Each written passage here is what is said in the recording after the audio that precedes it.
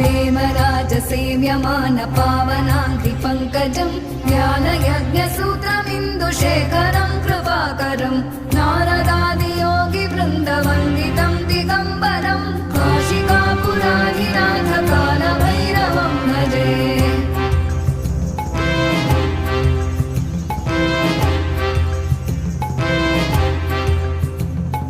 भानुकोटिभास्वरम् भवाब्धितारकम् परम् नीलकण्ठमीप्सितार्थदायकम् त्रिलोचनम् कालकालमम्बुजाक्षमक्षशूलमक्षरम् काशिकापुराधिनाथकालभैरवम् भजे।